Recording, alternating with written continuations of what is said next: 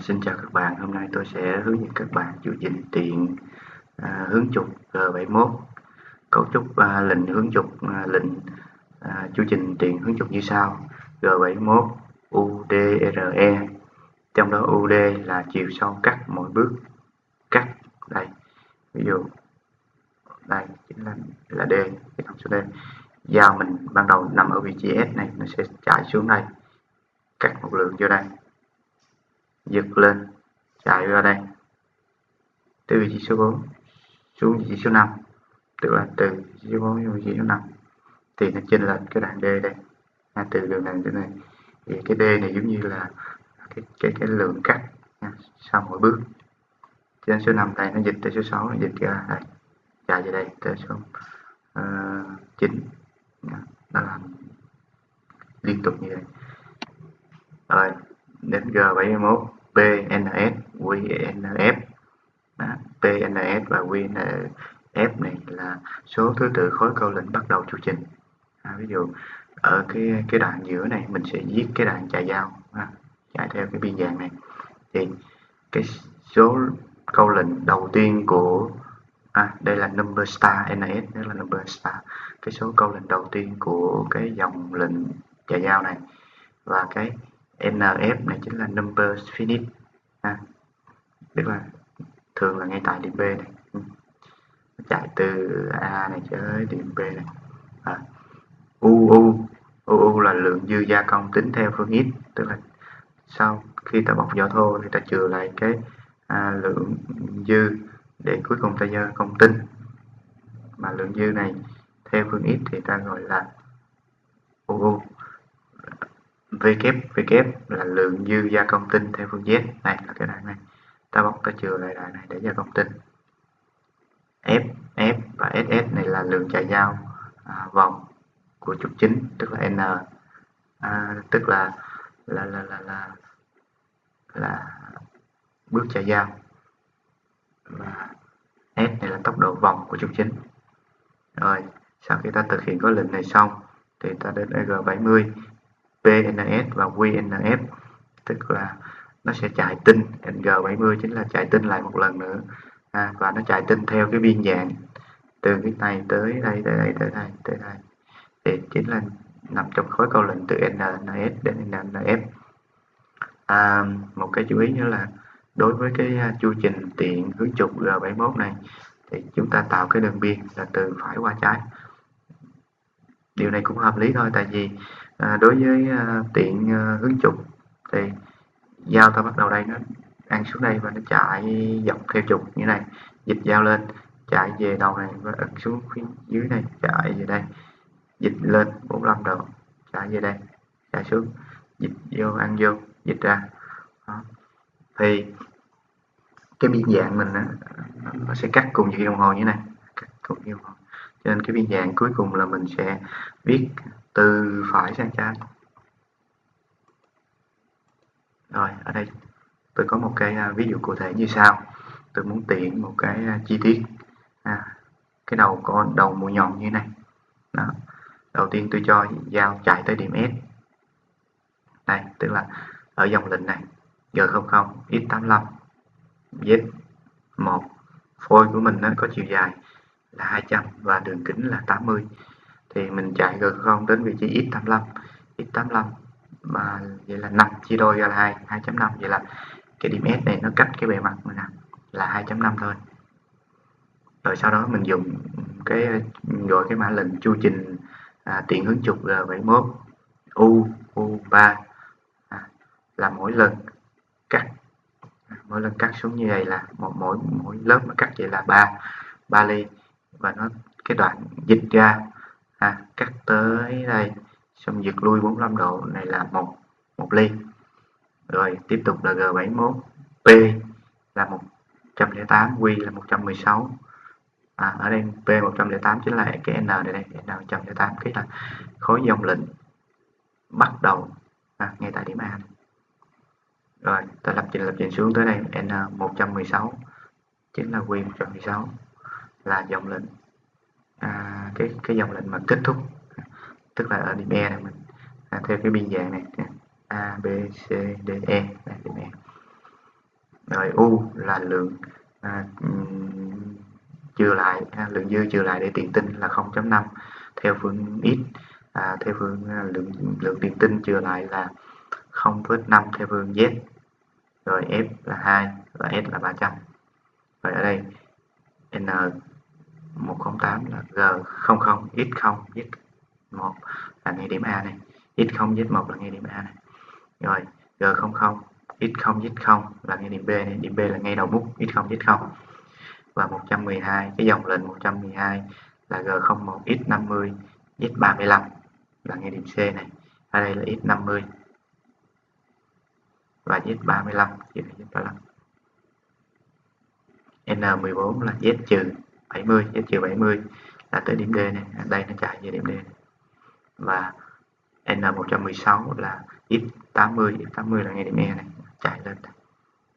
Rồi sau đó ta tới khối lệnh là G70 là tiền tinh, và ta khai báo cái tiền tinh đó chạy theo biên dạng nào, biên dạng từ khối lệnh 108, tức là từ ngay điểm này, khối lệnh này cho đến Q là 116 là đây. Thì khi máy gặp cái câu lệnh G70 này thì nó sẽ lấy cái đoạn chương trình, nó chạy lại đoạn chương trình này theo đúng cái biên dạng thì nó sẽ tiền tinh. Rồi sau đó là G28 x90 z10 là chạy về điểm home qua cái điểm trung gian x10 x90 và z10. Ở đây mình dư một dòng rồi 28 này có đây, ở trên đây đã có G28 rồi. M09 là tắt tới mũi, M30 là kết thúc chương trình. Đây tôi sẽ mô phỏng chương trình này cho các bạn xem. Tôi copy cái đoạn chương trình này, tôi dán vào chương trình O1010 1001, Ctrl V, Ctrl S, dán lại, save nó lại. Rồi tôi mở máy SFCC lên, tôi chọn Edit, tôi chọn RAM, tôi chọn Dia O1001, bắt xuống đây. Rồi cái chương trình mình được đổ vô máy. Sau đó tôi khai báo giao, đây giao số 1 này, tôi kéo chọn xuống đây, rồi tôi chọn nó, tôi mau tool nó, ok. Sau đó tôi chọn phôi, stock size là đường kính là 80 và chiều dài là 200, ok. Phôi bên đây. Sau đó tiếp tục là tôi sẽ định giao nhanh, chọn cái này, ok. Đó, định giao nhanh. Sau đó tôi sẽ chọn edit, offset, bấm vào đây, geometry, bấm vào đây nữa, offset nè, rồi geometry nè. Rồi tôi sẽ dùng cái phím di chuyển qua lại, tôi di chuyển qua cái ổ x, tôi bấm x không, hồi xưa tôi di chuyển qua chục z không, hồi xưa. Rồi bán kính giao, ok. Sau đó tôi bấm qua lại RAM. Rồi tôi chuẩn bị chạy, thì trước khi chạy chương trình ta sẽ trả máy về điểm home, và tất cả ta bấm vô đây reference, trả về trục Z, trả về trục X. Rồi tôi bấm qua cái này auto run, và để tôi chạy từng câu lệnh, tôi bấm vô cái nút này và tôi thực hiện chạy, bấm vô này run start. Sau bật máy chạy, nó quay cùng như đồng hồ. Con dao số 1 T0101 M8 là M8 này là mở tứ mũi. Rồi G00 X85 Z1 là nó chạy giao nhanh tới vị trí, chạy giao nhanh tới vị trí X85 Z1.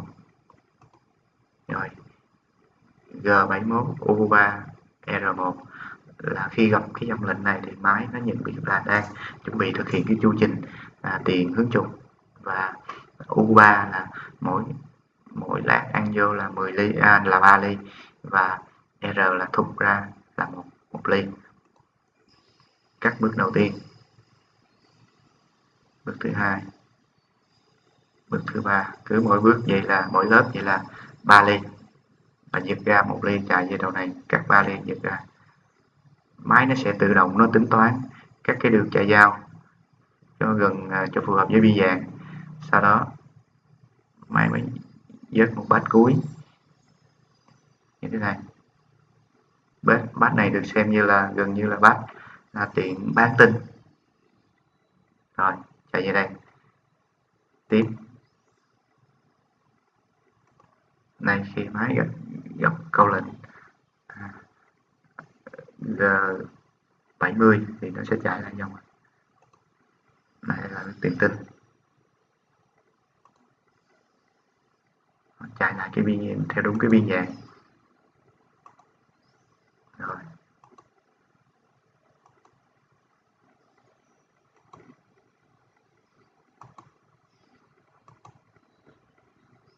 chạy về M09 tắt tưới nguội, M30 kết thúc chương trình. Đó, ta vừa mới xem cái cấu trúc một chương trình nó tiện cái đầu cò như thế này. Cái này gần giống như cái mũi chống tăng.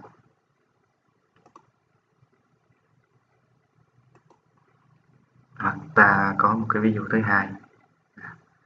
Trong cái ví dụ thứ hai này ta sẽ lồng vào các cái kiểu C, R và vân vân.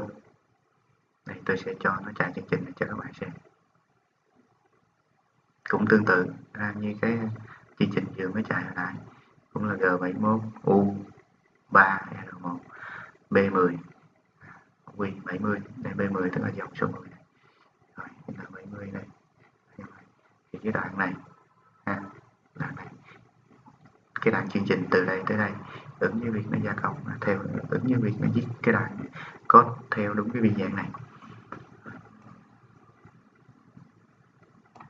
Copy dán vô chương trình này, Ctrl A, Ctrl V, Ctrl F qua đây, đồ rem đi O 1001 bấm xuống. Rồi, tôi sẽ khai báo cái form mới luôn. Rồi, rồi bắt đầu. Do cái kích thước phôi của mình nó giống như kích thước phôi của ví dụ 1 cho nên tôi chỉ cần lấy cái phôi mới vô đây thì các cái thông số nãy mình set nó như nhau với ví dụ này. Bắt đầu mình chạy G50, G96, T0101, M8, G00, X85. Ở trên câu lệnh này M8 là bật tưới nguội, đây mình muốn xem tưới nguội mình bật đây. Rồi, khi mình bật đây tại sao M8 mà nó không phun nước? Do đây nó có cái phím cứng này. Mình bấm vô đây. Đó. Có thể là gì trong cái mã code chương trình mình có, nhưng mà mình chưa bật cái nút này thì nước nó vẫn không phun. Rồi, bây giờ để điều chỉnh cái vòi phun này vô đúng cái vị trí cần phun thì mình vô đây, vô cái Assert Column. Mình có đây, mình có một số cái nút này mình chỉnh đây. Đó. Rồi, cái ống số 1, ống số 2. Đó, nó có nhiều thông số để mình chỉnh góc. Đó, chỉnh cho nó phun đúng cái vị trí mình mong muốn. Đó, ok. Rồi, đó là việc mình điều chỉnh giờ nước. Mình có thể tắt giờ nước đây, tắt nước đi mà mình không cho hiển thị trên phần mềm này luôn cho nó dễ thấy. Rồi, chạy tiếp chương trình G71 U3R1. Tiếp cắt cái lớp thứ nhất, cắt lớp thứ hai, mỗi lớp cắt như vậy là 3 ly. Cắt lớp thứ ba, cắt lớp thứ tư, thứ năm, 6, thứ 7, thứ 8, thứ 9.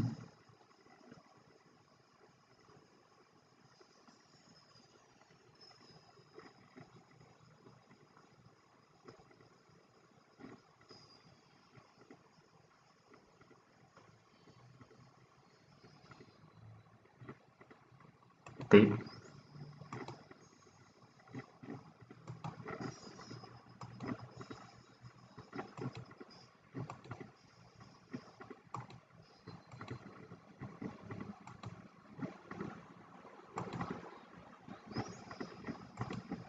rồi, M09 là tắt tới mũi M30 là kết thúc chương trình.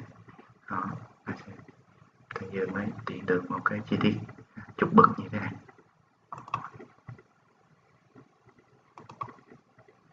Ta có hai cái chú ý.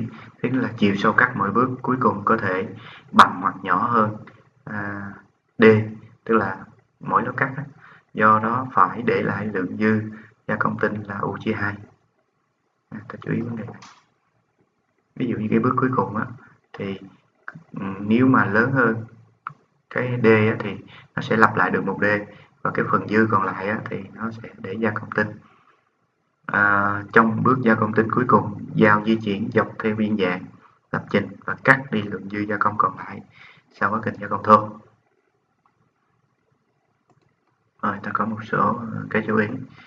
Ví dụ như ta tiện thô bên ngoài, đây trường hợp giống như mình vừa mới làm, tiện thô cái chi tiết bên đây, tiện thô bên ngoài, cứ dùng cắt như này. Đó, thì lúc này U và V kép đều dương hết, lượng dư gia công tinh đều dương hết. Đây có phải là U đây mình dịch lên đây, và V kép nếu đúng đây mình dịch lui đây, là dịch theo việc chiều dương hết. Rồi nếu như mình tiện thô ngoài từ trái sang phải, tức là tiện bên đây qua, thì U ở đây nó dịch lên lượng dư gia công tinh, U này là dương, nhưng mà V kép mình lại, nếu đúng là ngay mép này mình dịch lui đây, dịch lui cái đường màu đỏ này, cho nên là dịch về hướng âm, nên V kép này sẽ là âm. Trường hợp thứ ba là tiện thô trong, tức là tiện phía trong lòng chi tiết á, từ phải sang trái này, tiện thô như này, từ phải sang trái như này, thì U nó sẽ âm. Nếu đúng là đường này mình dịch xuống để nó chừa lại lượng gia công tinh, cho nên dịch xuống phía âm, cho nên U âm. Rồi bên cái Z thì dịch qua phía bên tay phải này, cho nên là Z, tức là V kép dương. Trường hợp thứ tư là tiện thô trong từ trái sang phải, đây tiện thô trong từ trái sang phải như này, thì U này mình lại dịch về phía dưới này, đáng lẽ đúng ở đây nhưng mà dịch xuống đường màu đỏ này để dịch xuống phía âm, cho nên U âm. Z cũng vậy, Z tương tự vậy, nếu đúng là Z tiện vô đúng mặt này, cho nên nó chừa lượng dư gia công tinh theo phương Z thì nó phải dịch về phía này, cho nên cái kép này là âm. Đó, thì tôi mới vừa trình bày cho các bạn xem cái chu trình tiện hướng trục G71. Xin cảm ơn các bạn đã chú ý theo dõi, và xin hẹn các bạn ở các clip tiếp theo.